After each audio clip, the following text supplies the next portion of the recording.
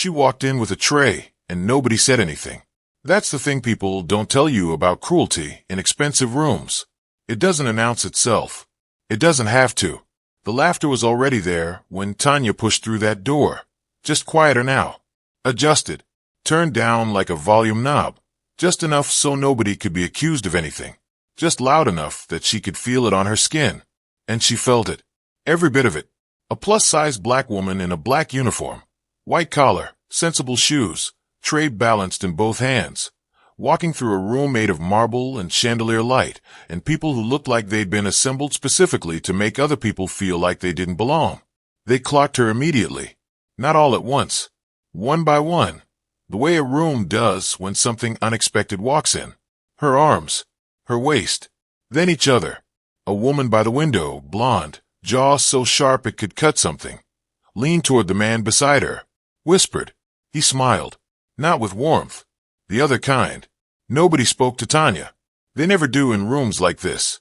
That's not how it works. The silence does the talking. The glances do the work.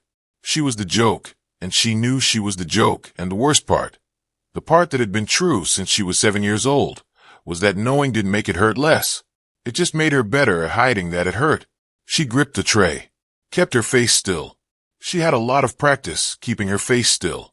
But then, the man at the head of the table, the one everyone in that room kept watching out of the corner of their eye, the one nobody addressed directly, the one with the neck tattoo climbing above his collar, and a watch that caught light without trying.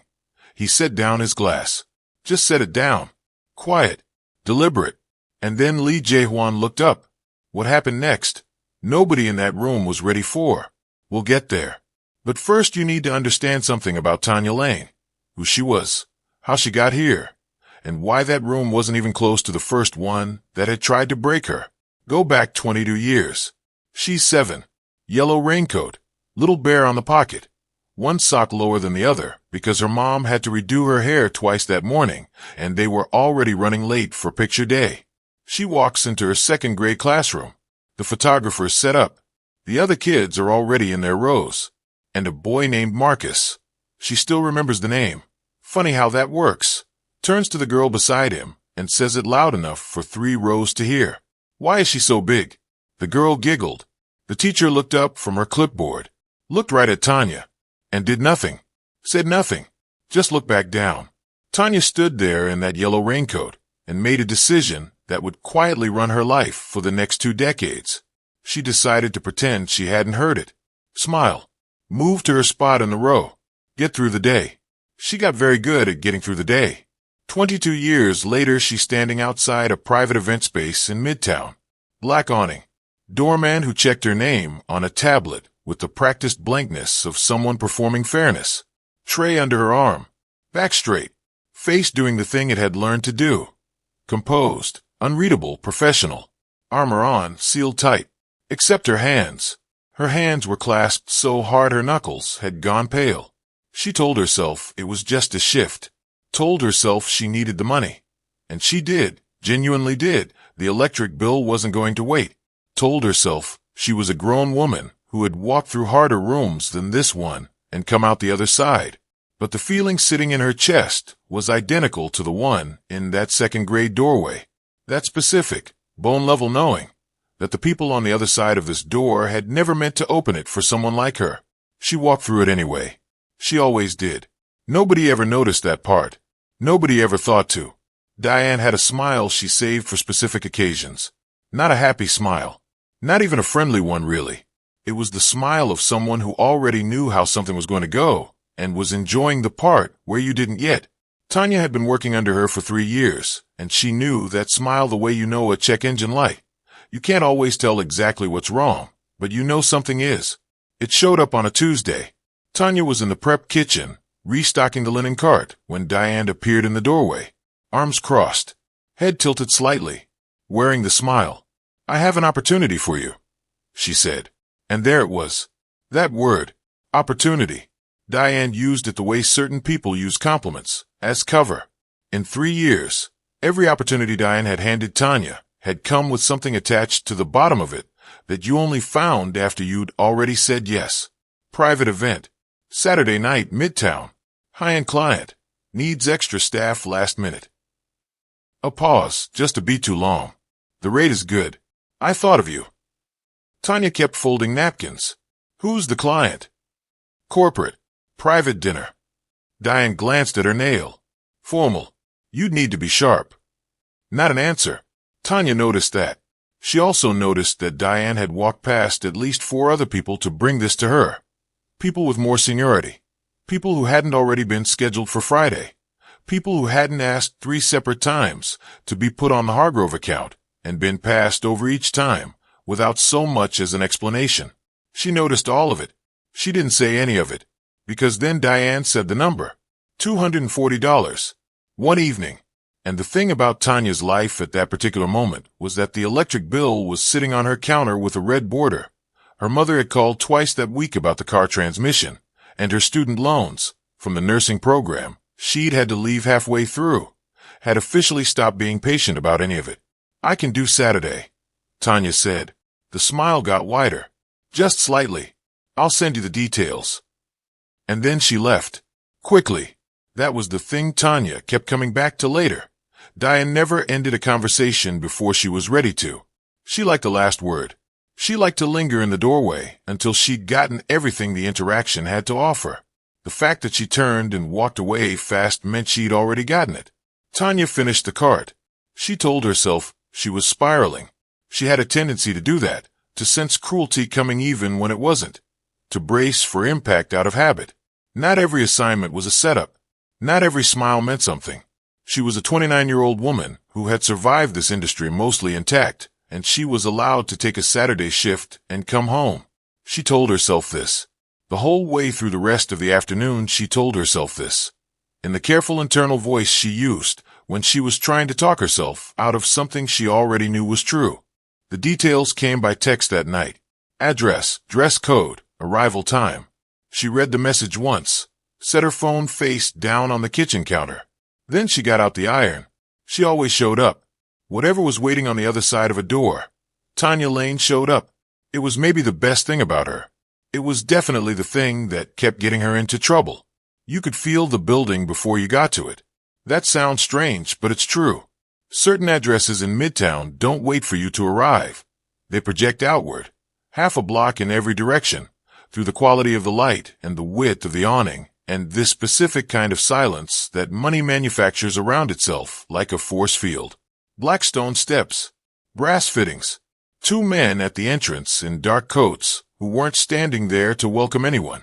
A car at the curb that Tonya didn't know the name of, sitting there the way only very expensive things sit, like it wasn't trying to impress anyone, and that was itself the most impressive thing about it.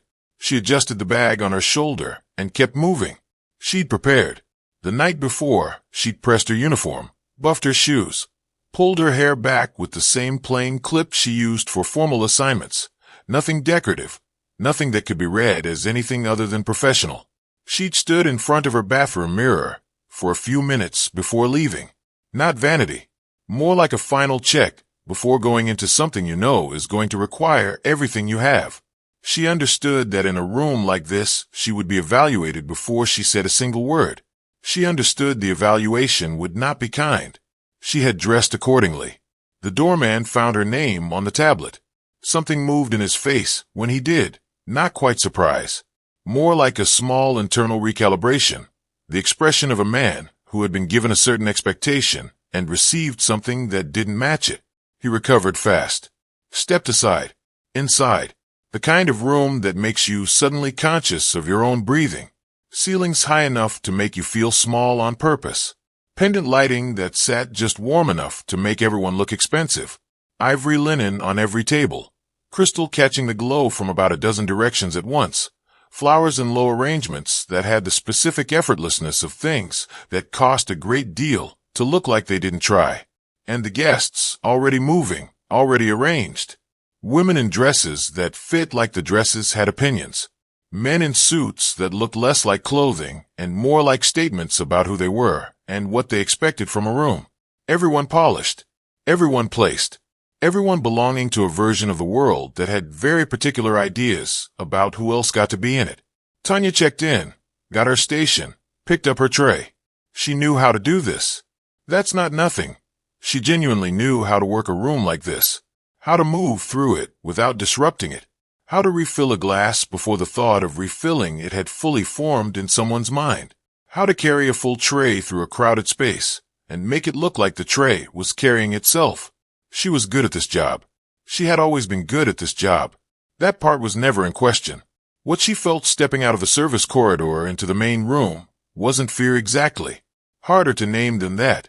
It was a body memory, the specific alertness that settles in when you've been in rooms like this before and your nervous system hasn't forgotten how they tend to go, even when your brain is trying to be professional and reasonable about the whole thing.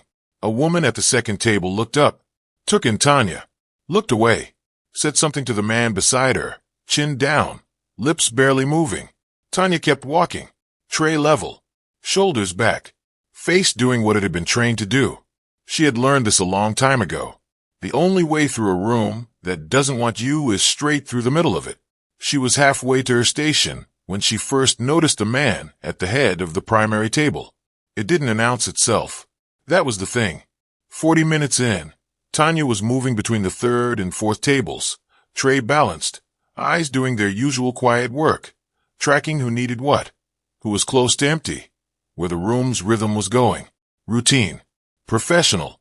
And then she heard it. Not loud. Nothing in a room like this is ever loud. That's not how it works here.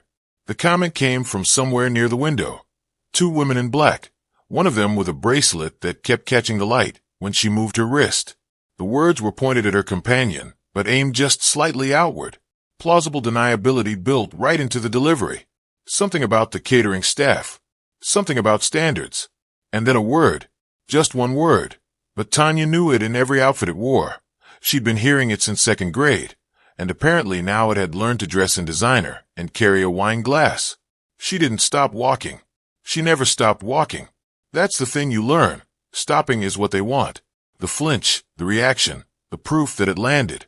So she kept her tray level and her face still, and she moved toward the service corridor the way she always moved through moments like this, like a woman with somewhere to be. She didn't see what happened next. She heard it, or not exactly heard it, felt it, the specific absence of sound that drops over a room when something shifts at its center, not the natural fade of conversations winding down. This was different. This was every voice in the room stopping at the same moment, the way electricity stops, clean and total. She turned around. Lee Jae-hwan hadn't stood up, hadn't raised his voice, hadn't done anything dramatic. He'd set his glass down on the table, carefully, precisely, with the kind of quiet that's somehow louder than volume, and turned to look at the two women by the window. That was the whole thing. That was all of it. And somehow that was everything. She looked at him properly for the first time. She'd registered him earlier the way you register the principal guest at any event, peripheral, professional, filed away. But now she actually looked. He was younger than she'd expected, and somehow older in the ways that counted. Dark suit, no tie. A watch that looked like it lived on his wrist rather than performed there. Tattoo climbing out of his collar in ink so dark it looked permanent in a different way than tattoos usually look permanent. His face was still. Not blank still. The face of someone who stopped needing his expressions to carry his authority a long time ago. He didn't say anything to the women. He just looked at them. Steady. Unhurried. Like he had all night and no particular investment in pretending otherwise. The one with the bracelet opened her mouth, closed it, found something very interesting to look at on her plate. Then he turned his head, and he looked at Tonya. Not past her, not through her, at her. Full attention, direct, no performance in it anywhere. And she knew pity. She'd been reading pity her whole life, knew every version of it, could identify it in the dark. This wasn't pity. It was something she didn't have an immediate word for. An acknowledgement, clean and simple and completely without agenda. He said something low to the man beside him. The man nodded and stood up. Less than a minute later, a coordinator materialized at Tonya's elbow and told her, quietly, that Mr. Lee had requested she be moved to his table for the rest of the evening. Tonya looked at the coordinator, then back across the room. Lee had already returned to whatever conversation he'd been in before all of this, completely composed, like the last 90 seconds had been entirely unremarkable. She gripped the tray. She didn't know what to do with a man like that. She wasn't sure anyone did. His table was different, and she noticed it immediately. The rest of the room had a specific appetite, not really for food, but for the experience of being looked after. Glasses refilled before the thought formed. Plates cleared at exactly the right moment. The whole performance of being prioritized, which is its own kind of hunger, and Tonya understood it fine. She'd been feeding it for 3 years. Lee didn't eat like that. He actually ate. No commentary. No using the meal as background noise for a more important conversation. When the first course came out, thinly sliced beef, dark lacquered reduction, microgreens scattered across the top. He looked at the plate for a moment before he picked up his fork. Actually looked at it, like he was reading something. Tonya noticed. She noticed most things. That was the job, really. Not the carrying or the timing or the ability to manage a full tray in a tight space, though all of that mattered. The actual job was attention, paying it, sustaining it. Most people couldn't. She was clearing the first course when he spoke. The sauce, he said. Not a complaint, not a compliment. A question that didn't bother with a question mark. His English was precise in a way that felt deliberate. Each word placed, not rushed, like someone who learned the language by studying it rather than just absorbing it. She stopped. In 3 years of catering, she'd learned that when a guest actually addressed staff directly, they usually wanted one of 3 things: a fix, an audience, or validation. His tone wasn't any of those. It's over-reduced, she said. The words were out before she'd fully decided to say them. Should be glossy. This one's gone thick. It's making the whole plate pull sweet, and the beef needs something that cuts against it. Too much. She knew it the second it landed. Too specific. Too confident. Too much like someone who had opinions about food rather than someone whose job was to remove the plates. He looked at her. Same quality of attention he'd given the beef. Unhurried. Like he was recalibrating something internally and wasn't in any rush to finish. You cook, he said. Grew up in my grandmother's kitchen in Georgia. She kept her voice even. She would have sent this back. Something moved at the corner of his mouth. Not quite a smile. The thing that lives just before a smile in a person who's gotten out of the habit of making them. My grandmother also would not have accepted this. A beat. She has strong opinions about reductions. Smart woman. Terrifying woman. He glanced at the plate. There is a difference. Not in my experience, Tonya said, and something changed in his face then. Not the careful watchfulness from before. Something that came in and settled. Warmer than that. Like a room when someone finally opens a window. He asked what she would have done with the sauce. And she told him. Temperature, timing, the specific moment when you're standing over a pan, and you have maybe 30 seconds before it goes from perfect to ruined, and you just have to know. She talked about her grandmother's kitchen, the cast iron, the way the whole house smelled on Sundays, the education and patience that nobody called an education. She didn't edit herself. Didn't watch his face to measure how much was too much. Just talked. The way she almost never talked. He listened. Really listened. Not the kind where someone's waiting for a gap so they can speak, but the kind where they're actually just there with what you're saying. When she stopped, she realized she'd given more of herself to this man in 4 minutes than she'd planned to give anyone all night. He was still looking at her. Stay on this table, he said. Then quieter. Please. The please. She hadn't expected that. It landed somewhere it wasn't supposed to, and she felt it more than she wanted to. 3 days later her phone rang.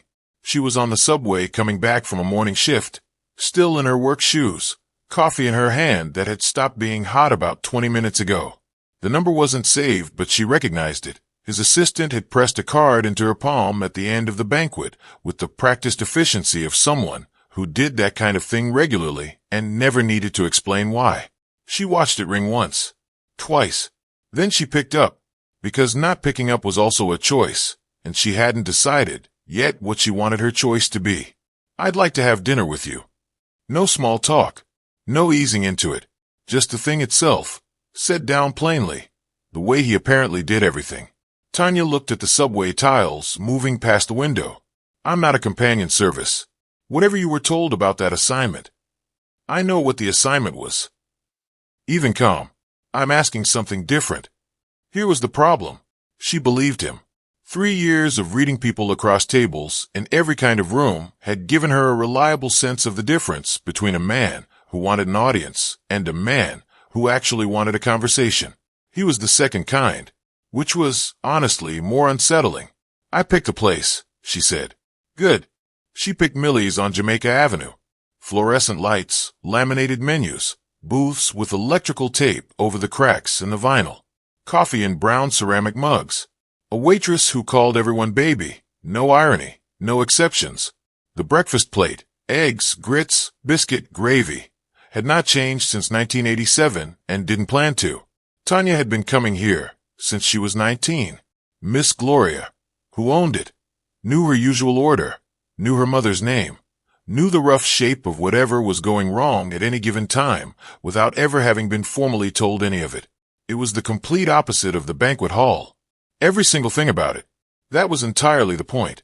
She got there first and watched him walk in. Dark trousers, simple jacket, no tie, nothing announcing itself. He looked around the room the same way she'd watched him look at his dinner plate, actually taking it in, not measuring it. Miss Gloria came out from behind the counter, looked him up and down once with the full authority of a woman who had been running this place for 30 years, and handed him a menu. No ceremony. He sat down and opened it. "Get the breakfast plate," Tonya said. "Doesn't matter that it's 7 at night. Just trust me." He ordered the breakfast plate. When it arrived, he ate it the way he'd eaten the lacquered beef, with genuine focus. No performance of appreciation, just actual quiet enjoyment. Like food was still something he paid real attention to regardless of what it cost or where it came from. Miss Gloria came by and refilled his coffee without being asked. Told him his manners were good, and the way he thanked her, Tonya was watching. It made Miss Gloria pause for just a second before she turned back to the counter. Not because it was charming, because it was real. No performance in it. No awareness of himself being gracious. Just a man talking to a person like she was a person. That was what Tonya had come here to find out. Whether he was the same man when nobody in the room had any reason to be impressed by him. He was exactly the same. She didn't say anything about it, didn't announce the test or its result, but something in her chest shifted, small and quiet and entirely without her permission, like a window coming unstuck in a room that hadn't had fresh air in a long time.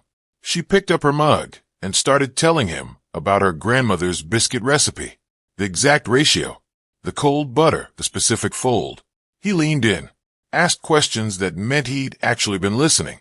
Outside, Jamaica Avenue kept going, loud, ordinary, completely indifferent to the two of them, and Tonya realized somewhere in the middle of a sentence that she hadn't braced for anything in the last 40 minutes, hadn't been waiting for something to go wrong. She wasn't sure when that had happened, but there it was.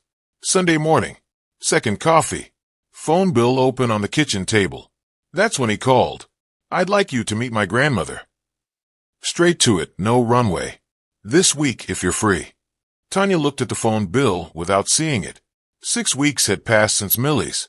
In that time, they'd seen each other 7 times. The diner, a walk through Flushing Meadows that somehow lasted 3 hours without either of them mentioning it.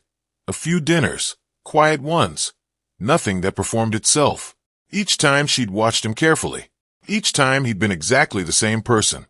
She was genuinely running out of reasons to keep waiting for the version of him that would finally make sense of her suspicion. "How many people has she met?" Tonya asked. Small pause. "A few." "How many has she fed more than once?" Longer pause. "None." She sat with that for a second. "And you're telling me this before you bring me?" "I'm telling you so you understand what it means that I'm asking." She went Thursday evening. He picked her up himself. No driver, no assistant. Just Lee in a dark coat in a car that was expensive the way he was expensive, meaning it didn't try to tell you about it. They drove out to Flushing in that specific early winter dark that does something particular to Queens. All wet pavement and lit signs and the layered, dense energy of a neighborhood that has never once been interested in being anywhere other than exactly itself. 3rd floor walk-up on a side street. The stairwell smelled like cooking and warm air and time. Lee knocked twice and let himself in. His grandmother was not what Tonya expected. Smaller, for one thing. She stood in the kitchen doorway with a dish towel over her shoulder and the total stillness of a woman who stopped needing to fill space a long time ago. Silver hair pulled back, eyes dark and direct and moving over Tonya with the unhurried attention of someone who had spent decades reading people and had no interest in getting it wrong now. She said something in Korean. Lee answered. His voice shifted when he spoke to her, not softer exactly, something harder to name than that, like the same instrument playing a different register. His grandmother looked at Tonya. You are hungry, she said. Careful English. Deliberate. Not a question. Tonya understood it was not a question. Yes, she said. The kitchen was narrow and organized the way only years of discipline organizes a small space. Everything present for a reason. Nothing decorative, nothing wasted. A pot of doenjang jjigae had been going long enough that the smell of it had taken up residence in every room, thick and savory and deeply, specifically comforting in a way that hit somewhere below the rational. Rice, banchan in small dishes, arranged with the unconscious precision of someone who has been doing this for 60 years and doesn't think about it anymore. A plate of jawn just off the pan, still steaming.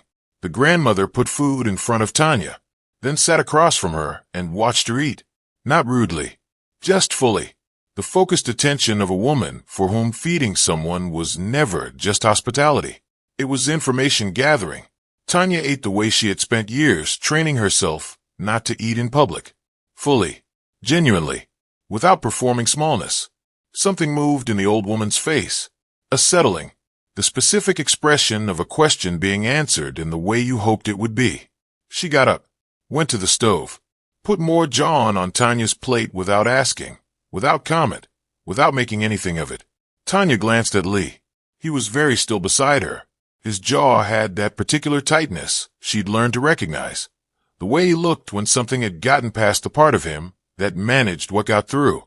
She understood, without anyone saying it, that the extra food had never happened before. Not once. Not for anyone. And she felt something shift in her chest that she didn't have a word for yet. Something that was going to require a conversation she wasn't sure she was ready to have. Tuesday night. Nothing special about it. Lee had come to her apartment, first time, and she'd let him because enough time had passed that not letting him was starting to feel like its own kind of statement. It wasn't that she'd been hiding it exactly, more that her apartment was the one place that existed completely outside of being watched or tested or calibrated, and she hadn't been ready to hand that over. Her grandmother's quilt on the couch, nursing textbooks on the lower shelf, she kept meaning to donate and never did. Red beans she'd had going on the stove since morning. He walked in, looked around the way he looked at everything, and said it smelled good. Just that. And meant it, which somehow made it harder. They ate at her small table, knees almost touching. After, she washed and he dried, which she hadn't asked for and didn't address. And they ended up on the couch in the kind of quiet that only happens between two people who've stopped needing to perform for each other. That's when it came out. She'd been carrying it for weeks. The way she carried most things, neatly, invisibly, without making it anyone else's problem. But something about that specific evening, the quilt, the beans, watching his hands on her dish towel in her kitchen, made the thing she'd been holding feel heavier than usual, like it had been waiting for exactly this much ordinariness to surface. I've already written the ending, she said, not really to him, more to the room. He turned and looked at her, didn't say anything. In my head. She kept her eyes on her hands. I've already mapped out how this goes. At some point you're going to realize that whatever this is doesn't add up from the outside. That people in your world are already talking. That there are women who make sense in that world in ways I just don't. She paused. And you're a practical man. So I've already written the part where you sit me down and explain it very reasonably, and I tell you I understand. Because I will. I've been understanding things like that my whole life. The apartment held the quiet. A car went by outside. The refrigerator ran. Lee put the dish towel down on the cushion beside him, turned to face her fully, completely, the way he did when he decided something deserved all of him. You're protecting yourself, he said, from something I haven't done. I'm protecting myself from something that's coming. You don't know that. I know probability. Her voice was steady, which surprised her. I know what I look like. I know what your world looks like. I've been in enough rooms to know how that math works out. He was quiet. Not the quiet of someone building a counter-argument. The other kind, where someone is actually just sitting with what you said, which was, honestly, harder to receive than pushback would have been. I grew up, he said finally, learning to see what was actually in front of me. Not what I was supposed to see. Not what was easier to see. What was there. Low and steady. What is in front of me, Tonya, is someone who has spent her whole life waiting for the room to confirm what she already believes about herself. A pause. I am not the room. Something let go in her chest. Not breaking, nothing dramatic. Just a slow release. Like a knot that's finally had enough steady pressure applied to it for long enough. She didn't cry. She just sat with it. The terrifying, completely unfamiliar possibility that he meant exactly what he said and wasn't going to stop meaning it.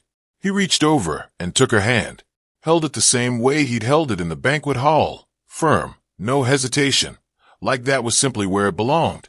Neither of them said anything for a long time. They didn't need to. And for once, the silence wasn't something she was bracing against. It was just quiet, safe, hers. She hadn't planned it. That's the thing. There was no rehearsal, no moment where she stood in her bathroom practicing what she'd say. It didn't arrive with the weight of something she'd been building toward. It just happened. The way things happen when you finally become someone who can meet a moment instead of stepping around it. Monarch Catering did their monthly staff briefing the second Wednesday of every month. Tonya had sat through 11 of them. Same chair, second row, hands in her lap, watching Diane stand at the front of the room and perform authority with the specific confidence of a woman who had never once in 3 years been asked an answer for anything she'd done inside these walls. Tonya had watched it every time, said nothing, absorbed it the way she absorbed most things, cleanly, quietly, at a cost that didn't show up anywhere visible. She walked in on the 12th Wednesday and sat in the same chair. The briefing was normal. Upcoming events, schedule updates, a uniform policy reminder delivered in that particular Diane way. Pointed but technically general, addressed to the room but meant for one person. Tonya sat and waited. Afterward the room started clearing out. Diane materialized beside her with a tablet and the smile. Already deployed, already doing its work. Something coming up in January, she said.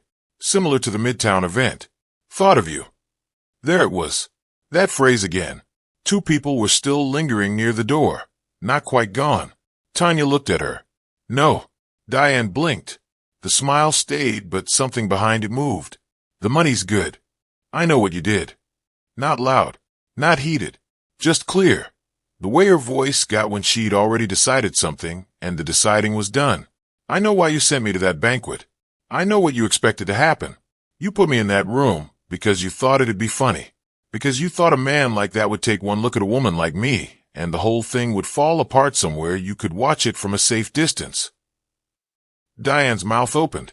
Tonya kept going. You've been doing some version of this for 3 years. The scheduling, the assignments, every opportunity that turned out not to be one. She said the word exactly the way Diane said it. Same cadence, same breath, and watched something move across Diane's face that recognition looks like when it's also guilt. I let it go because I needed the job, and because I kept telling myself it wasn't as calculated as it felt. But it was. And you know it was. The 2 people by the door were not leaving anymore. I'm not filing anything. I'm not here to take anything from you. Tonya picked up her bag.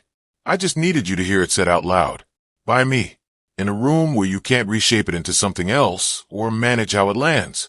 That's all. She stood. You know what you did. I know what you did.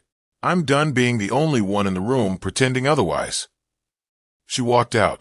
And here's the part she'd remember later. Her hands weren't shaking. She'd always assumed they would be. Every other time a room had tried to reduce her, her body had registered it physically. That cold palm tremor that showed up whether she wanted it to or not.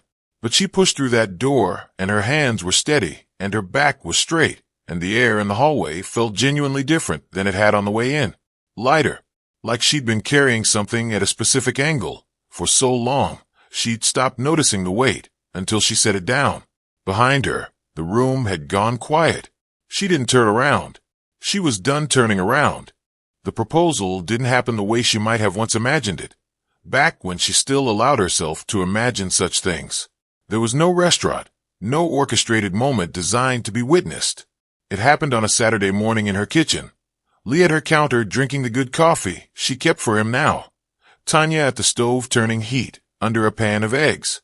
He said her name once, and when she turned he was simply looking at her with a full, unhurried attention she had come to understand was the most honest thing about him. He asked.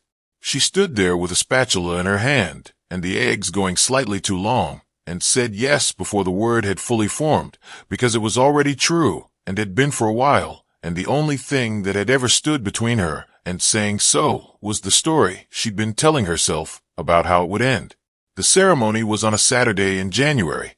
12 people in Halmoni's apartment in Flushing. The grandmother herself, presiding from her chair with the sovereign stillness of a woman who had already decided this was right and saw no reason to perform surprise about it. Miss Gloria came from Queens in a red dress and brought biscuits. Lee's 2 oldest associates stood near the window in suits and said very little, which Tonya had learned was how they expressed approval.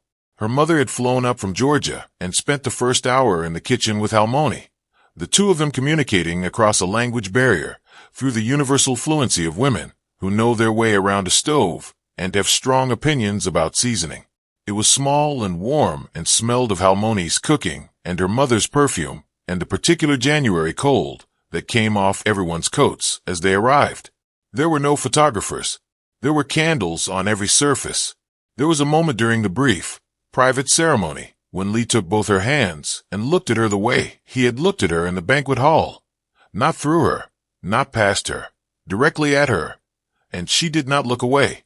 Afterward, when the apartment had settled into the comfortable noise of people eating and arguing gently about things that didn't matter, Tonya slipped into the small bathroom at the end of the hall. She stood in front of the mirror. She was still a size 16. Her hair had come slightly loose from its pinning. She had laughed hard enough earlier that her mascara had moved. She looked, objectively, like a woman who had been through an emotional day and was showing it. She catalogued none of this.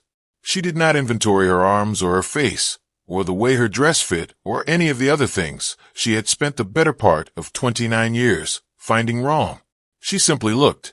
For a long, quiet moment she simply looked at herself the way she had finally, slowly, learned to look at the world, for what was actually there, rather than for confirmation of what she feared.